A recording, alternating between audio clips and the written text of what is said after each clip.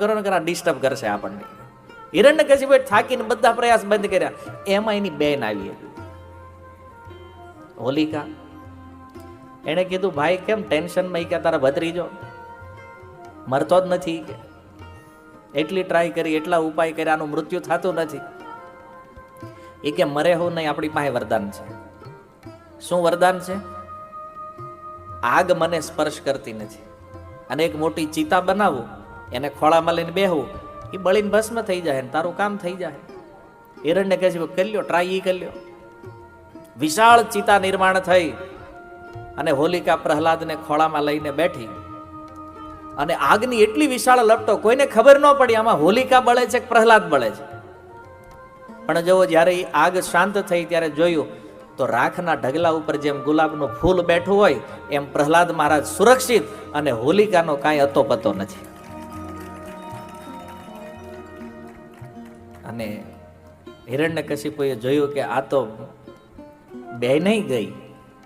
અને ત્યારે પ્રહલાદ મહારાજને કહે છે કે હે પ્રહલાદ, બતાવ્યા તારી અંદર આ કોનું બળ કામ કરે છે? પ્રહલાદ મહારાજે કીધું બાપા, તમારામાં જેનું બળ છે ને એનું જ મારામાં છે અને એનું જ બળ આખા વિશ્વમાં કામ કરે છે. એ વિષ્ણુનું બળ જ, એના બળથી જ આખું જગત બળવાન છે. હિરણ્યકશિપુ કે હું કેટલા સમયથી વિષ્ણુને શોધું છું, ક્યાંય મળતો નથી, અને તું વિષ્ણુ વિષ્ણુ કરે છો, ક્યાં છે ક્યાંય વિષ્ણુ? તો કે બાપા તમારે ક્યાં જોવા છે? કારણ કે એ તો યત્ર તત્ર સર્વત્ર છે, તમે ક્યાં જોવા માંગો? હિરણ્યકશિપુની સામે એક થાંભલો હતો. એને પૂછ્યું કે આ થાંભલામાં છે? બોલે છે. તને દેખાય છે? બોલે હા. હિરણ્યકશિપુએ પછી આંધળું હાંક્યું. પ્રહલાદને પૂછ્યું તને દેખાય? તો કે હા.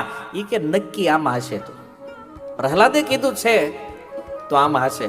અને મુઠ્ઠી વાળી અને જોરથી પ્રહાર કર્યો થાંભલા ઉપર અને થાંભલો ફાટ્યો અને એમાંથી એક ભયાનક આકૃતિ પ્રગટ થઈ. ધુમાડાના ગોટે ગોટા નીકળ્યા. હિરણ્યકશિપુને દેખાણું નહીં આની પાછળ કોણ છે. અને જોયું તો એક વિશાળ આકૃતિ. આચાર્યો કહે છે એ હિરણ્યકશિપુ એ આકૃતિની સામે એક મચ્છર જેવો માંડ્યો લાગવા. મુખ સિંહ, શરીર મનુષ્યનું. અને આ જોયું હિરણ્યકશિપુ સમજી ગયો કે જેને વર્ષોથી શોધું છું એ આ વિષ્ણુ છે, બીજું કોઈ નથી. અને જેવો મનમાં દ્રઢ વિશ્વાસ થયો કે આ વિષ્ણુ છે, પોતાના શસ્ત્ર ઉઠાવ્યા અને ભગવાન સાથે યુદ્ધ કરવા માટે કૂદ્યો ભગવાન ઉપર. પણ તમે જો ને સિંહની જે કેશવાળી છે એ વાળમાં ખોવાઈ ગયો હિરણ્ય. અને ભગવાને આમ જેમ મસ્તક હલાવ્યું, એમાંથી હેઠો પડ્યો. બધા દેવતાઓ આવી ગયા આકાશમાં કે આજ સુધી આણે આપણને એટલો ત્રાસ આપ્યો છે, આજ ભગવાન આનો અંત કરવાના. અને એ હિરણ્યકશિપુએ જોયું કે આકાશમાં બધા દેવતાઓ મારા મૃત્યુને જોવા આવ્યા છે, ઓર વધારે ક્રોધિત થઈ ગયો અને ભગવાન ઉપર કૂદ્યો. ભગવાન એમ મચ્છરને કોઈ પકડે એમ હિરણ્યકશિપુને પકડી લીધો ભગવાને. ભગવાનને થયું કે હવે પ્રગટ થઈને આવ્યો છું તો ઘડીક વાર યુદ્ધ તો કરવાની. હારે ભગવાને સહેજ પકડ ઢીલી કરીને હિરણ્યકશિપુ છટક્યો. બધા દેવતાઓમાં હાહાકાર થઈ ગયો કે ભગવાનના હાથમાંથી છટકી ગયો. આ દેવતાઓએ પ્રાર્થના કરી, પ્રભુ આને બહુ કષ્ટ આપ્યા છે, બહુ દુઃખ આપ્યું છે, આને રમાડો નહીં, આને જલ્દી મારી નાખો. અને ભગવાને હિરણ્યકશિપુને પકડી બરાબર ઉંબરની મધ્યમાં લાવ્યા અને મધ્યમાં પોતાના ખોળામાં રાખી હિરણ્યકશિપુની સામે તીક્ષ્ણ નખ, ભગવાનના 4 ચતુર્ભુજ રૂપમાં આવ્યા છે, 2 હાથથી એને પકડ્યો અને 2 હાથથી પોતાના નખ બતાવી ભગવાન વરદાન યાદ માંડ્યા કરાવ. બ્રહ્માજી બાજુમાં ઉભા હતા. હિરણ્યકશિપુને પૂછ્યું બોલ દિવસ છે કે રાત? તો ઓલા જોયું દિવસે નથી, રાતે નથી, સંધ્યા સમય છે. હિરણ્યકશિપુને થયું કે આરું માગવાનું રહી ગયું, સંધ્યા વાળું ભૂલાઈ ગયું. ભગવાને કીધું ઉપર છો કે નીચે? તો જોયું તો વચ્ચે છે, ઉપરે નથી નીચે નથી. બોલે અંદર છો કે બહાર? તો જોયું ઉંબર. હવે ઉંબર અંદર ન ગણાય, બારે નહીં. એને કીધું સુકાથી નહીં, ભીનાથી નહીં, ભગવાને કીધું આ નખ સૂકા છે કે ભીના છે? એને કીધું તું અસ્ત્રથી નહીં શસ્ત્રથી નહીં. તો કે આ નખ અસ્ત્ર છે કે શસ્ત્ર છે? હિરણ્યકશિપુ કે હવે મારું કા આટલું બધું ભૂલી ગયો ઈ કેવું? તો ઈ કે ભગવાન મારી નાખો હવે ઈ કે હવે કાંઈ ઓપ્શન નથી બીજો. ભગવાને પોતાના તીક્ષ્ણ નખથી એ હિરણ્યકશિપુની છાતી ફાડી અને એમાંથી આંતરડાઓ બહાર કાઢી અને ભગવાને વીંટી દીધા પોતાના ગળામાં. કારણ કે હાર પહેરાવા વાળું તો કોઈ હતું નહીં. ભગવાન કે કોઈ નો આવે તો વાંધો ને, આપણે આપણું સ્વાગત હાથે જ કરી લેવું. અને હિરણ્યકશિપુનો વધ કર્યો. બધા દેવતાઓ ભગવાનની જય જયકાર કરવા માંડ્યા. બોલો નરસિંહદેવ ભગવાન કી. તવ કર કમલ વરે નખમ અદ્ભુત શૃંગાર દલિતા હિરણ્યકશિપો તનો મૃંગા.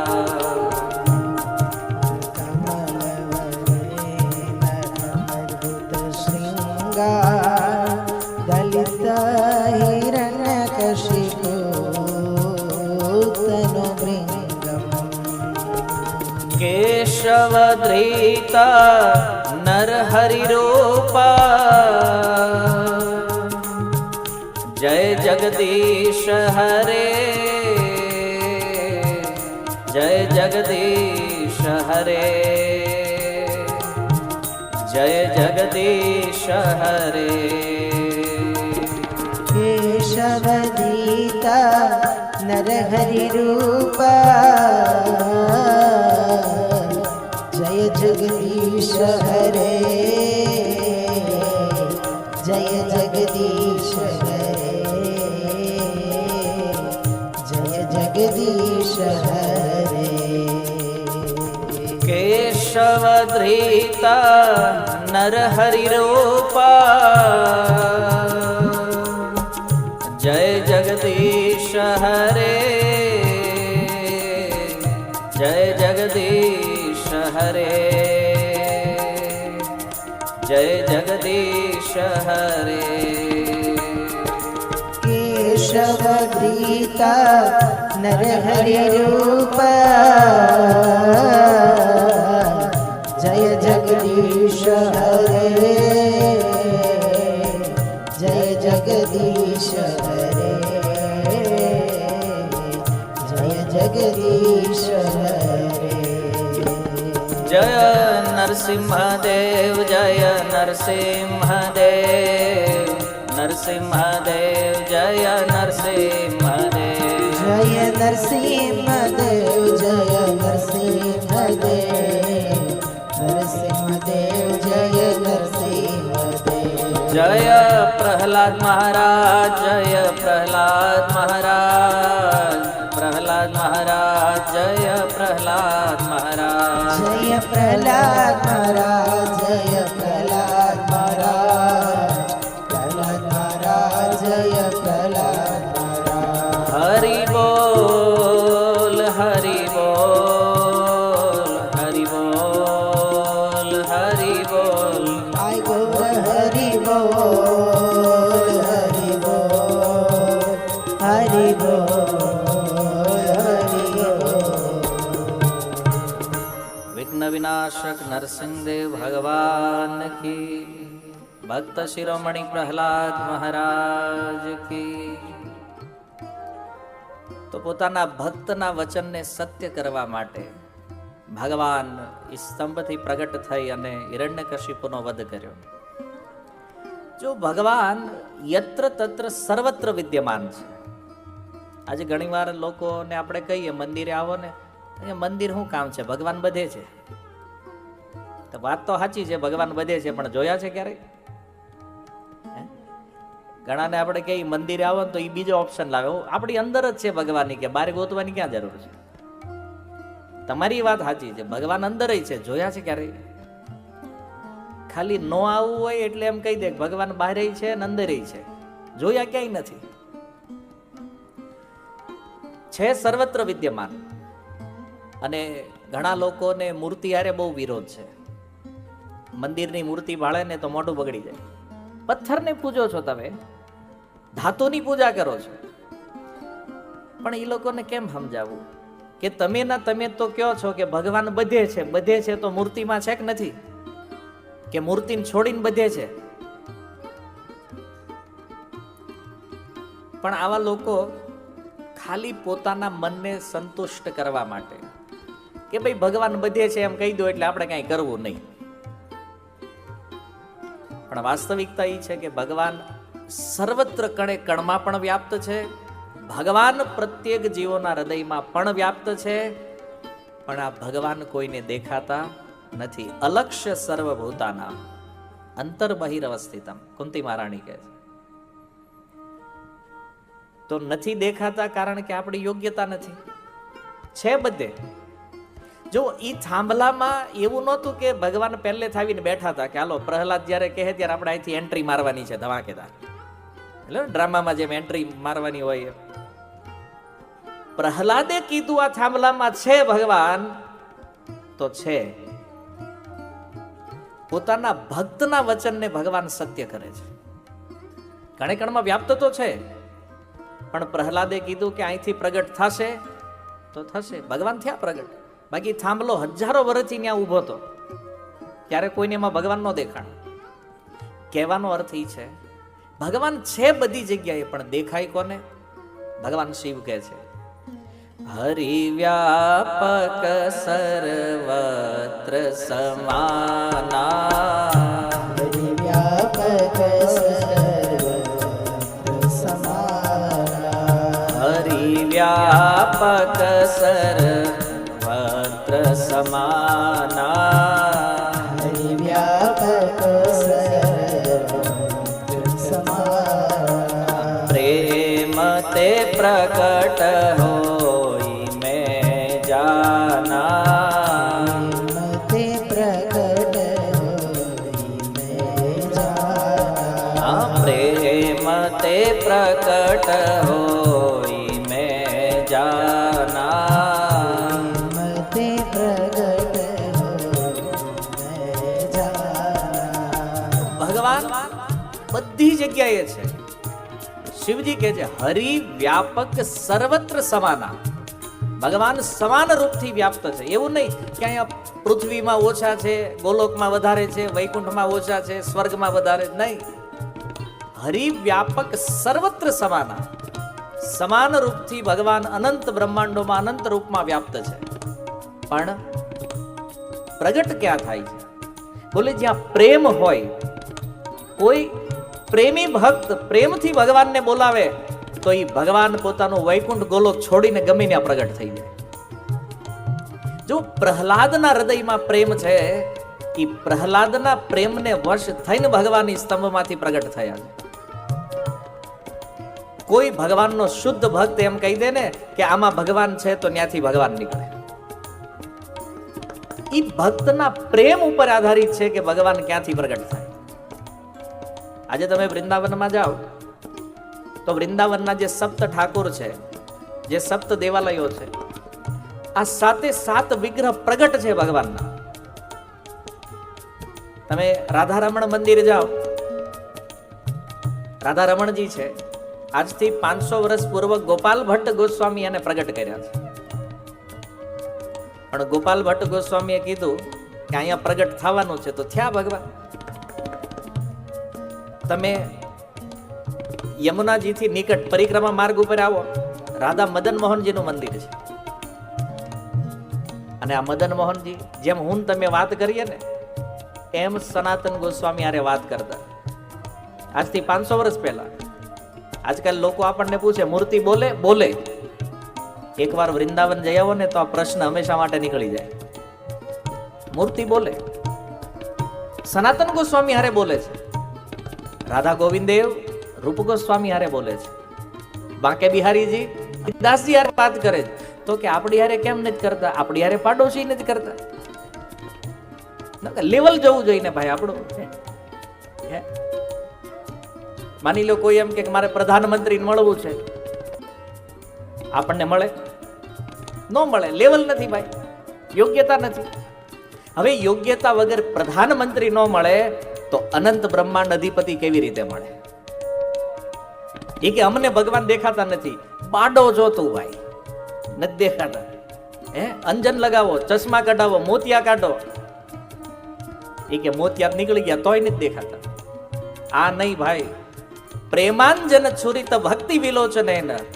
જ્યારે એ પ્રેમ રૂપી અંજન આંખમાં લાગે, એ પ્રેમ રૂપી અંજન, એ પ્રેમ રૂપી ભાવ જ્યારે હૃદયમાં જાગે, ત્યારે આ વિશ્વના કણે કણમાં ઈશ્વરનું દર્શન થાય, બધે ભગવાન દેખાય.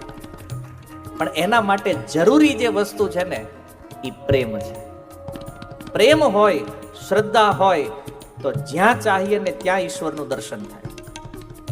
અને જો શ્રદ્ધા નથી ને, તો મંદિરમાં ગયા પછી પણ એ પથ્થર જ દેખાય.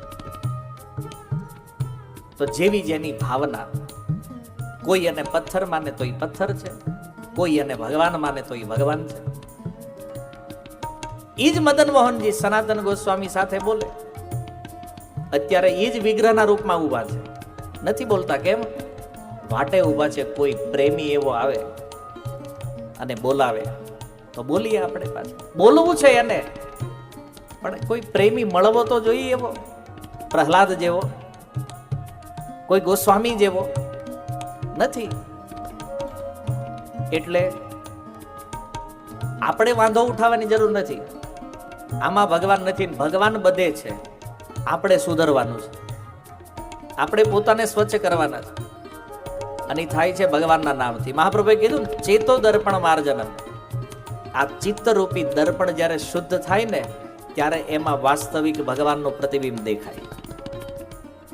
આત્માય દેખાય ને પરમાત્માય દેખાય. ચિત્ત અશુદ્ધ છે, અનંત જન્મોથી આ શુદ્ધિ પડી છે. અને એટલે એને શુદ્ધ કરવા માટે ભગવાનનું ભજન જરૂરી છે, હરિનામ જરૂરી છે. અને આ ભજન જે કરે, જેને ભજન કરતા કરતા ભગવાનમાં પ્રેમ થાય ને, એની હારે ભગવાન બોલે, એની હારે વાતો કરે. આ અસંભવ નથી, આ થઈ ગયેલા ઇતિહાસ બોલે છે. ને વૃંદાવનમાં તો આજે પણ એવા સંતો છે, સાધુઓ છે, જેની હારે ભગવાન બોલે છે. આપણા માન્યામાં આવે એવી વાત નથી, પણ છે. એટલે પ્રેમ મૂળ છે. પછી તો ભગવાન ક્રોધિત અવસ્થામાં હિરણ્યકશિપુના સિંહાસન ઉપર બેઠા. બધા દેવતાઓએ આવીને સ્તુતિ કરી, ભગવાનનો ક્રોધ શાંત થતો નથી. ત્યારબાદ બ્રહ્માજીએ વિચાર કર્યો કે હવે ભગવાનને શાંત કરવા શું કરવું જોઈએ? તો કે જેના કારણે આ ક્રોધ પ્રગટ થયો છે, એ પ્રહલાદને જ મોકલી દઈ. હાથમાં માળા આપી અને પ્રહલાદ મહારાજને મોકલ્યા ભગવાન પાસે. જો બધા દેવતાઓ ભગવાન પાસે જતા ડરે છે, ક્રોધિત એટલા હતા ભગવાન, કે આમાં જો એકાદ થપ્પડ આપણને મારી દીધી તો આપણું તો આઈના નરીબોલ થઈ જાય. કોઈ ભગવાનથી નજીક જવાની ટ્રાય નથી કરતા. અને પ્રહલાદ કોઈ ભય રાખ્યા વગર, કોઈ ડર વગર ભગવાન પાસે જઈ પ્રણામ કરી અને ભગવાનના ગળામાં હાર પહેરાવી દીધો. ભગવાને જોયું, પ્રહલાદે પ્રણામ કર્યા, પોતાના બે હાથથી પ્રહલાદને ઊભા કરી પોતાના ખોળામાં બેસાડી અને પોતાની જીહવા વડે ભગવાન ચાટવા માંડ્યા. પશુઓનો પ્રેમ કેવી રીતે વ્યક્ત થાય? જેમ ગાય કોઈ વાછરડાને જન્મ આપે તો ચાટે છે ને, એમ એ સિંહનું જે મુખ છે ભગવાનનું, એ જીહવા વડે પ્રહલાદ મહારાજને ચાટવા માંડ્યા ભગવાન. દેવતાઓએ વિચાર કર્યો, શું સૌભાગ્ય છે પ્રહલાદ, ભગવાનના ચરણનો આશ્રય મળ્યો.